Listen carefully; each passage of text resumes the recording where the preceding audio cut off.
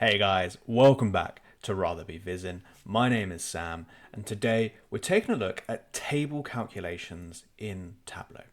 Now, we've covered level of detail calculations, but sometimes you don't need to use a level of detail calculation. And actually, a table calculation is the way forward. It's not going to be affected by fixing it at things. It's not going to have to include. It's not going to have to exclude. So it's a little bit easier to get your head around and might lead to you not finding yourself in a bit of a tangle when you come to doing your calculations. So let's hop straight into Tableau and have a look at what a table calculation is all about. Okay, so here we are in Tableau. I'm connected to the EU Superstore dataset. I've got a very simple table of data built out here. I've got year in my columns, so they're coming across the page. I've then got my quarter and my months in my rows, so I'm splitting it out by that. I'm having a look at sales. Now, when you're having a look at data in this way, you might want to do sort of month on month or year on year comparisons and see how your performance is as you move through the passage of time. Now, what you can do is you could play around with creating calculated fields in order to create those differences, but Tableau has a built-in feature called table calculations that allow you to calculate these. So I'm going to right click on my sales pill here. We've got this option here to add a table calculation. Then underneath that, we've got our quick table calculation. And in here, we've got very quick things that we can just instantly apply to our view if we don't need to make any changes on how it's being calculated. So here I can pick difference, and you can see now all of my values have changed to show me what my difference is in my table. So we're comparing coming across the table. So when we hover over, we can see in the bottom of that tooltip, difference in sales from the previous along the table across. So what this is doing is comparing my January 2021 figure to my January 2020 figure and saying what the difference is. If I bring in my sales again and show this here, we can see that my value in January 2020 is 18.6. My value in January 2021 is 36.9. And so that difference is that 18 grand there. Now, if we don't want to calculate it coming across the years, we actually wanted to calculate it coming down the page. What we can do is right click and we can say compute using table down. And so now what this is going to do is it's going to compare my years coming down the page. So it's going to compare my 22,000 here in February 2020 to my 18,000 in my January 2020. And the difference of that is that 4,000. Now, what is really good is the quick table calculations. They're really quick and easy to add. But if you want to be more specific around how you want to calculate it, you can actually open the editor and choose exactly how you want to do the calculation. So I'm going to right click on this and I'm going to edit my table calculation. And you can see the calculation type I'm doing is the difference from. I've got show calculation assistance ticked because that is going to show me exactly where this calculation is being carried out.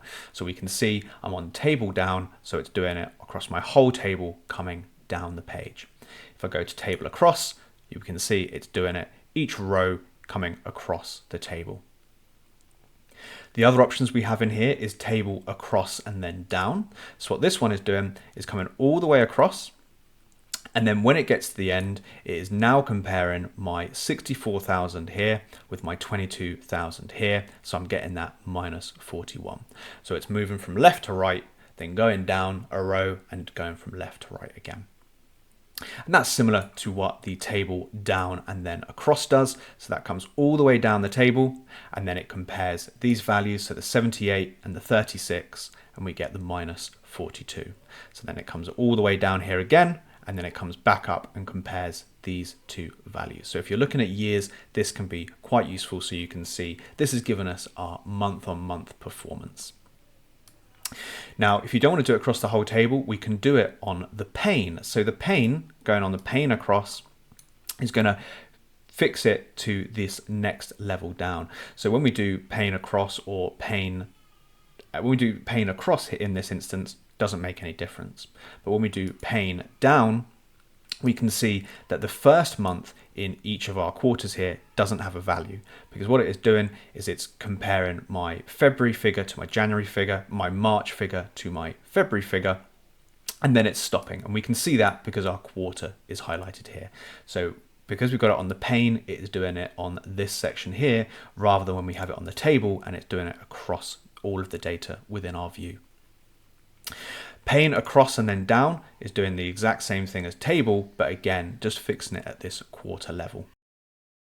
And then finally, we have cell, and that is going to work out the difference within the cell. So it doesn't work in this instance, but there will be instances where that can work.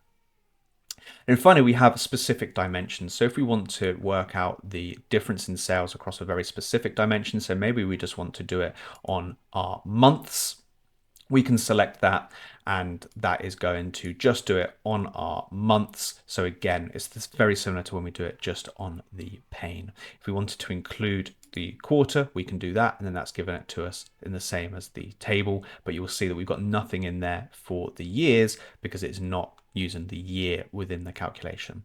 If we tick that, then it does. This essentially gives us the same as doing the difference across the whole table.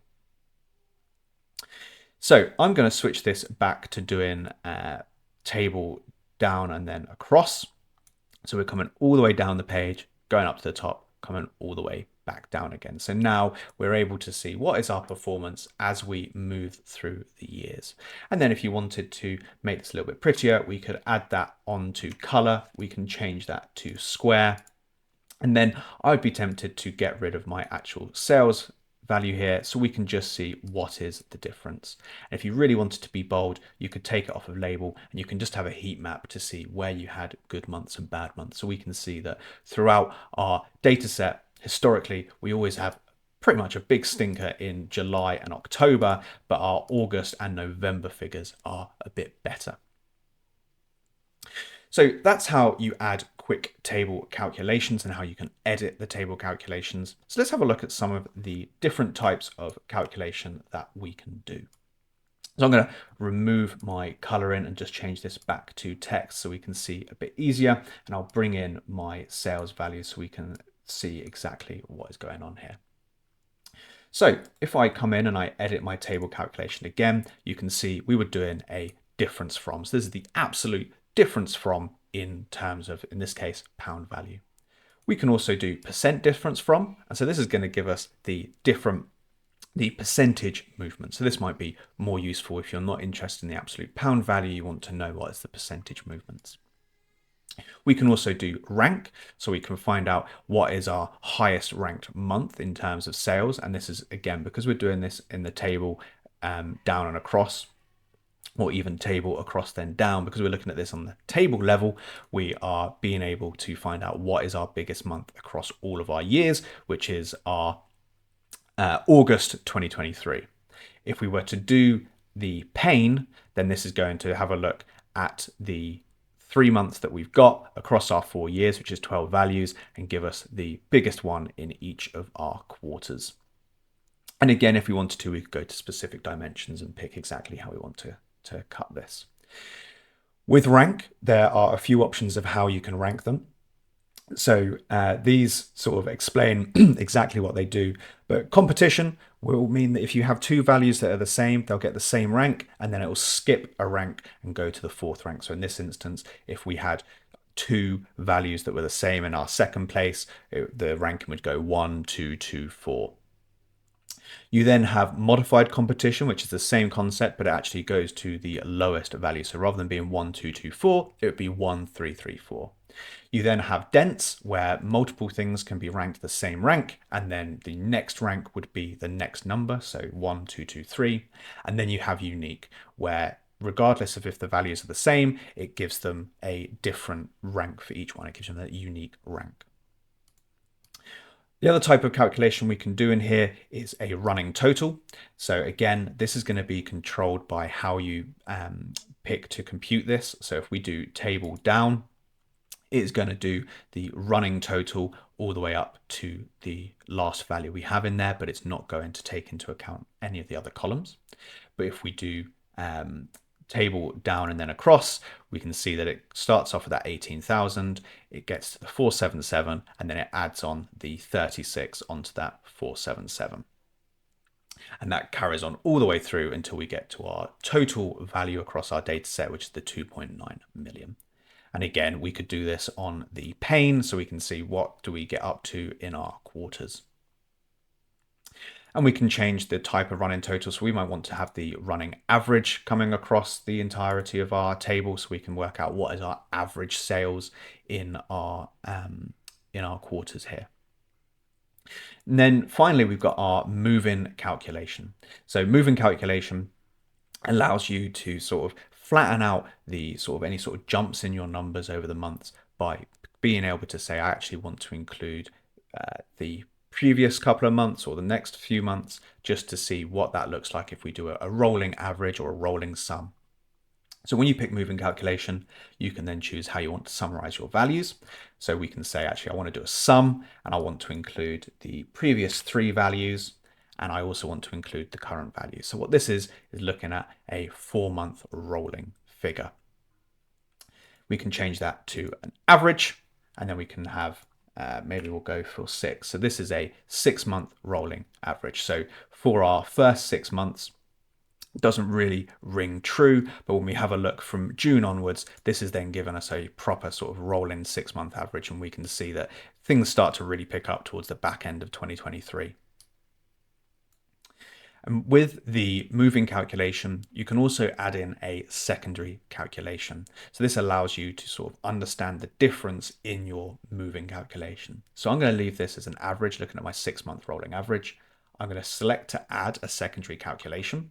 And here I'm going to say I want to do a percent difference from, and again, I'm going to do my table down and then across. So this percentage here is the difference in our 6-month rolling averages month on month. And so that is table calculations and how you apply them and the different types that you have. Now, there is something that you do need to keep in mind when using a table calculation that is pretty key to making sure you get the right values coming through.